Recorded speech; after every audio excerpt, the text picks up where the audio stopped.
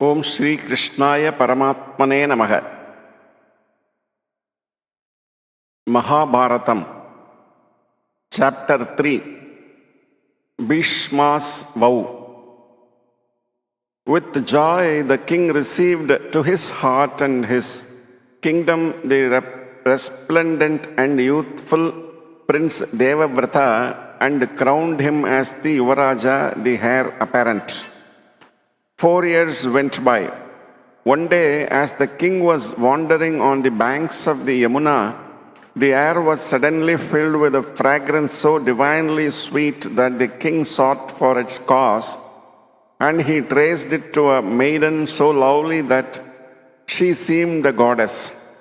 A sage had conferred on her the boon that a divine perfume should emanate from her, and this was now pervading the whole forest. From the moment the goddess Ganga left him, the king had kept his senses under control, but the sight of this divinely beautiful maiden burst the bonds of restraint and filled him with an overmastering desire. He asked her to be his wife. The maiden said, "I am a fisherwoman, the daughter of the chief of the fishermen. May it please you ask him and get his consent." Her voice was sweet as her form. The father was an astute man. He said, "O king, there is no doubt that this maiden, like every other, has to be married to someone, and you are indeed worthy of her. Still, you have to make a promise to me before you can have her." Shantanu replied, "If it is a just promise, I shall make it." The chief of the fisher folk said, "The child born of this maiden should be the king after you." Though almost mad with passion, the king could not make this promise, as it is meant, setting aside the godlike Devavrata, the son of Ganga, who was entitled to the crown. It was a prize that could not be thought of without shame. He therefore returned to his capital, Hastinapura, sick with baffled desire. He did not reveal the matter to anyone and languished in silence. One day Devavrata asked his father, "My father, you have all that your heart could wish. Why then are you so unhappy? How is it that you are like one pining away with a secret sorrow?" The king replied, "Dear son, what you say is true. I am indeed tortured with mental pain and anxiety. You are my only son, and you are always preoccupied with military ambitions. Life in the world is uncertain, and wars are incessant. If anything untoward befalls you, our family will become extinct. Of course, you are equal to 100 sons. Still, those who are well read in the scriptures say that in this transitory world, having but one son is the same as having no son at all.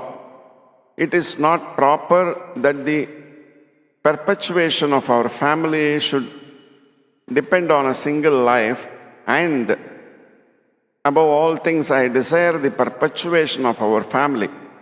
This is the cause of my anguish."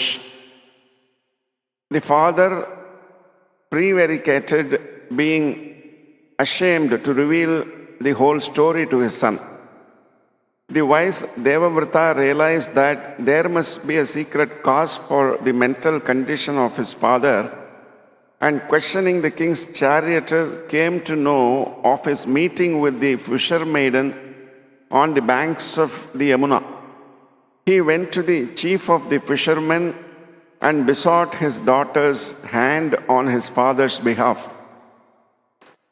The fisherman was respectful but firm. "My daughter is indeed fit to be the king's spouse, Then should not her son become king? But you have been crowned as the heir apparent and will naturally succeed your father. It is this that stands in the way. Devavrata replied, I give you my word that the son born of this maiden shall be king, and I renounce in his favor my right as heir apparent.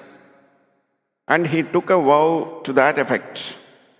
The chief of the fishermen said, O best of the Bharata race, you have done what no one else born of royal blood has. You have done till now. You are indeed a hero. You can yourself conduct my daughter to the king your father. Still, hear with patience these words of mine which I say as the father of the girl. I have no doubt you will keep your word, but how can I hope that the children born of you will renounce their birthright? Your sons will naturally be mighty heroes like you and will be hard to resist if they seek to seize the kingdom by force. This is the doubt that torments me.